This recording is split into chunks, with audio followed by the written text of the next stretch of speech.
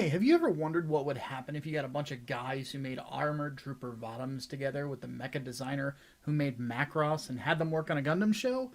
Well, you basically get what happens if you put Top Gun and Gundam in a blender. And that's what we're going to talk about today.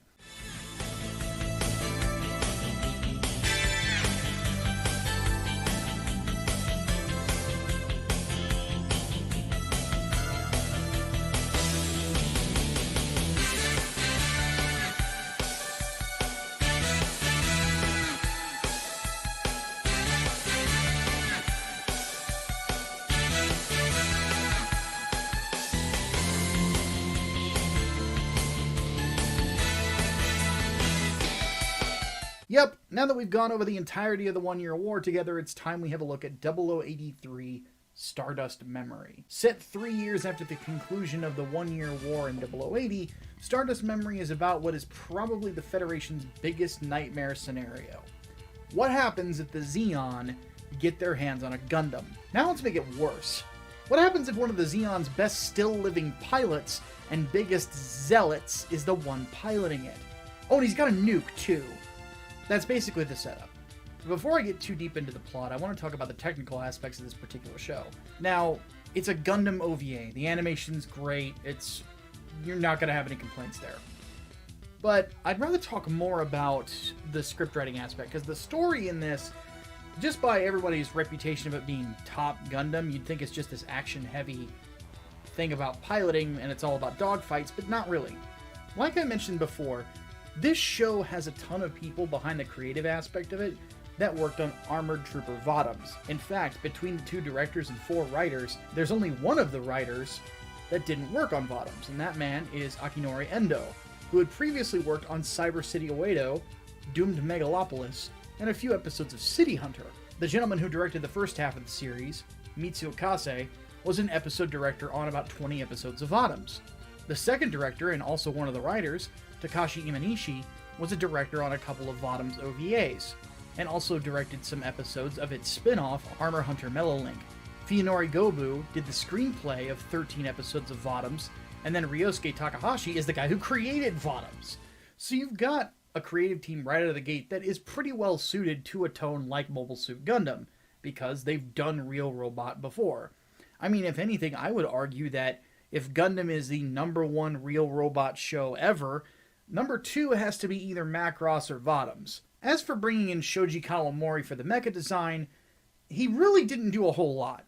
He primarily did both the GP01 and GP02, and also did the base designs of the Albion, which got touched up later. A lot of the other mechs that are in this show, the heavy lifting on them is done by Hajime Katoki, who designed the GP03 and many of the Federation units in this, and then Mika Akitaka, who worked on Double Zeta in the past, and did the heavy lifting with the Zeon units. So I may have kind of overstated Kawamori's work on the show, but having the guy who did Macross do the GP01 and GP02 designs was a smart choice, considering those are the main 2 suits you're going to see the most of. Not to mention, if you look at both of these mechs next to each other, it's pretty easy to tell who the good guy Gundam is and who the bad guy is. Now you might be saying to yourself, or really saying to me, Micah, why does that matter? First off, toys! It's to have a distinctive look so that they can be distinguished easily on a shelf. Mommy, I want the bad guy, says the child in Japanese. Well, you know which one that they're talking about because the GP02 just looks mean. Second off, it's because of the thematic elements. Zeon units are always designed to be the bad guy unit. That's always been the mantra. So, if you want to have a mobile suit that's got the Gundam color palette and certain elements of the Gundam design, like the V-fin and the color separation, but instead of a big friendly-looking robot like the rest of the RX-78 line, which, yes, believe it or not, the GP02 is from the same line as the original Gundam, with this thing it's like you have the black sheep of the family here who looks like he eats babies.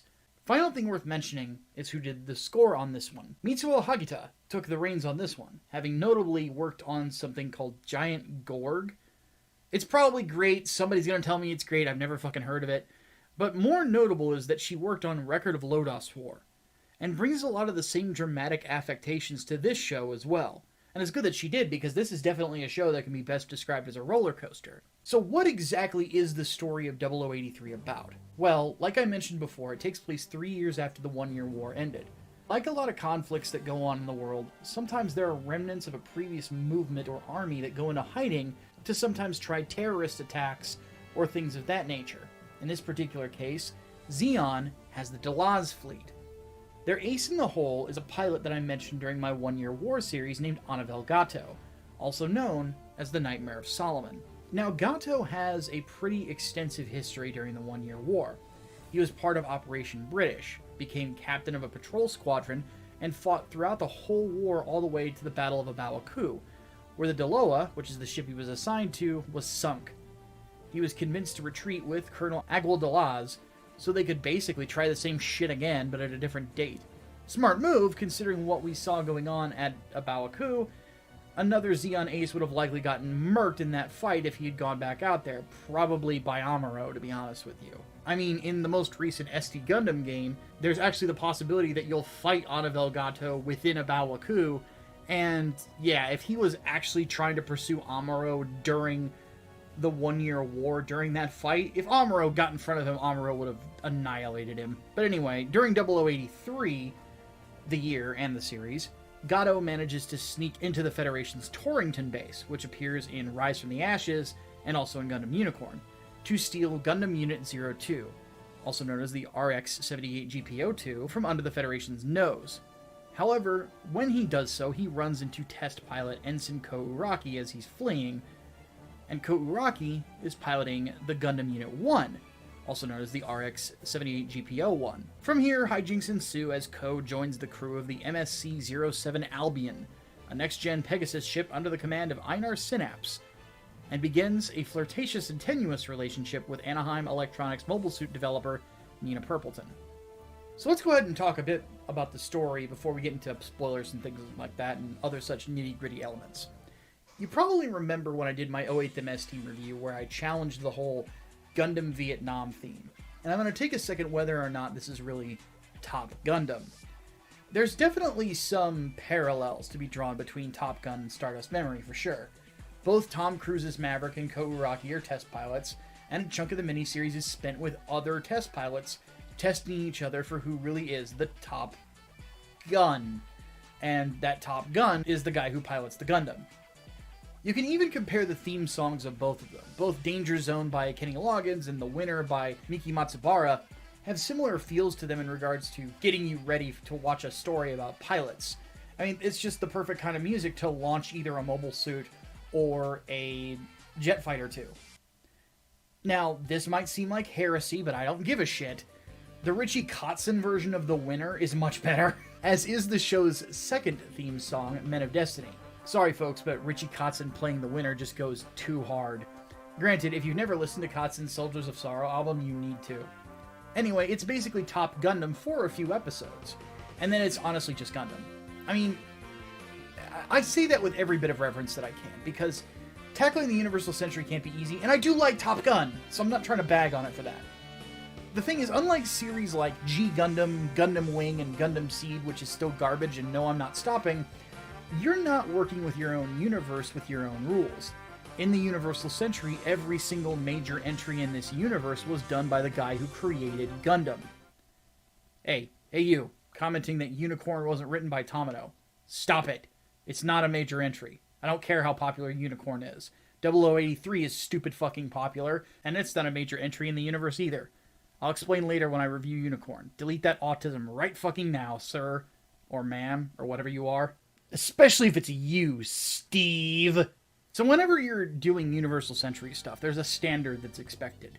You're expected to do a show that's pretty grounded, very character-driven, and can have a very somber tone to it. And 0083 does succeed at all three, but it does manage to have enough character charm in it that you grow to love everyone that's in the cast with, well, 13 episodes to work with. You're going to love Ko Uraki because of his stubbornness and how much he despises carrots. You're going to love Chuck Keith for having his horny nature be a mask for his nervousness in actual combat.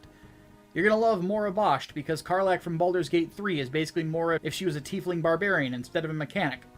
And you're going to hate Nina Purpleton. You're going to hate this bitch with the fury of 1,000 suns. And I'm not telling you why. Anyway, what were we talking about? I got really angry for a second. Oh, Stardust Memory.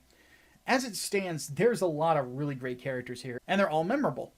There's also appearances from characters in Zeta Gundam, such as Jamitov Hyman, Bascom, and Hamaki.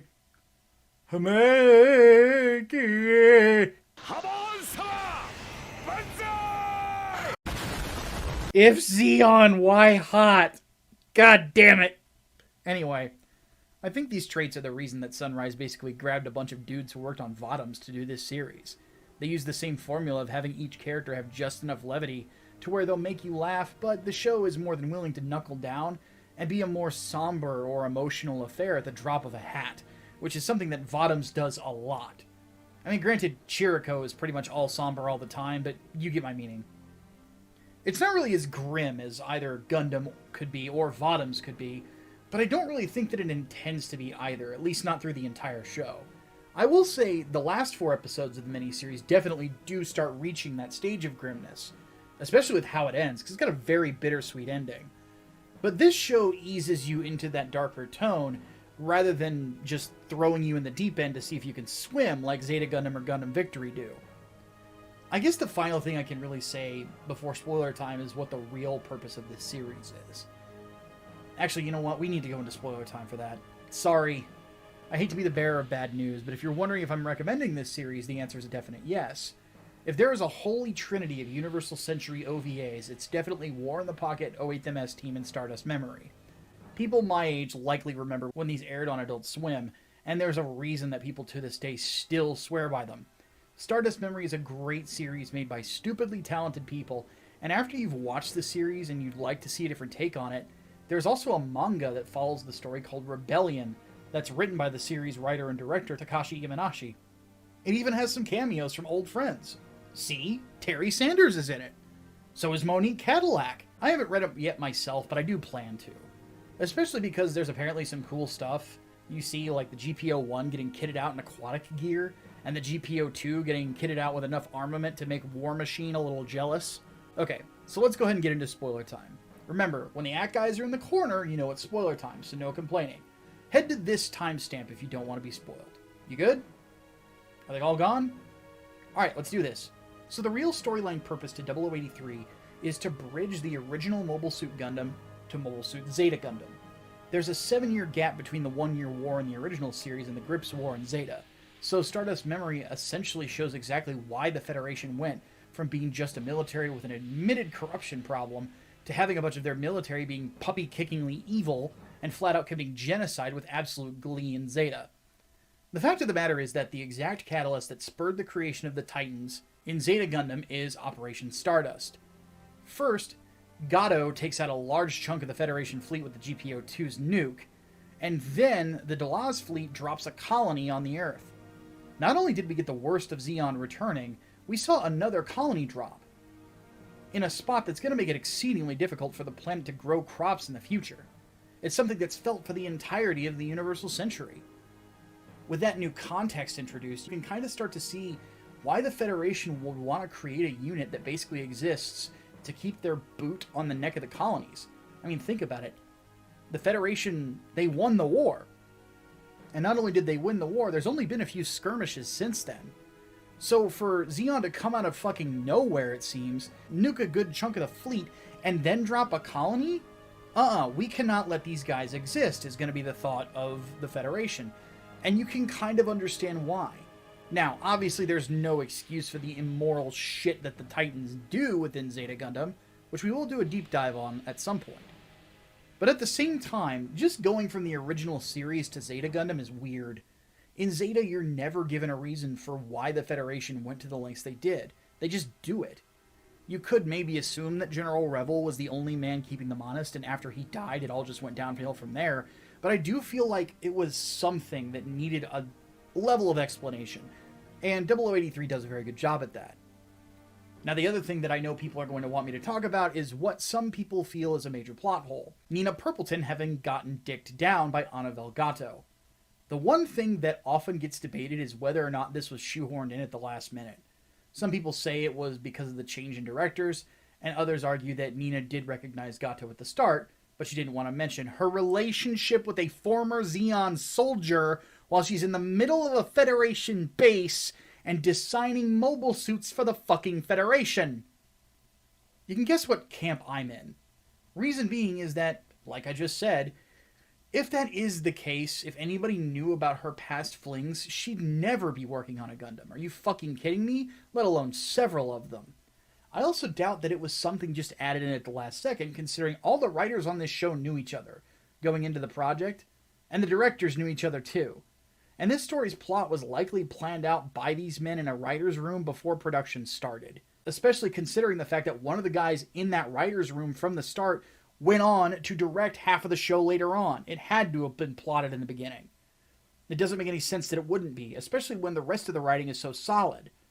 So you're going to tell me that they missed everything except this one thing that's a major reveal later? Come on, that's not how writers' rooms work. If a writer's room is poisonous and has major problems like this from the get-go, you get something like Gundam Seed, which is shit, and no, I'm not stopping. It also makes more sense to bring it up when there's actual conflict stirring up between Gato and Ko again, because it creates another layer of tension. You introduce it early in the series, and by the time you get to the actual fights between the two pilots, it's going to become an afterthought. You don't do a twist in your first or second episode, because there's nothing to fucking twist! Okay, enough with the spoilers. To close this out, I definitely think that 0083 is required viewing when it comes to Gundam stuff. I actually go back and forth on what the better OVA is between this and 0080. The animation's great, the music is great, and in English, Annabelle Gato is voiced by Shadow the Hedgehog. No, I'm not kidding. Seriously, if you haven't watched 0083 Stardust Memory, you really should. It's a great action story with a shocking amount of depth to it, memorable characters, and a tremendous lead into Zeta Gundam. Speaking of which, I hope you guys have prepared yourselves. The tale of the Universal Century takes us back to space. The soldiers we once cheered against become the heroes of a new era, as a man who once sought revenge against Zeon royalty finds himself mentoring a troubled teenager who has stolen a Black Gundam. The war against the Federation's Titans begins, and Camille Bidan's life will be scarred forever. Next time on Gundam Explained, the Grips War begins. You will see the tears of time.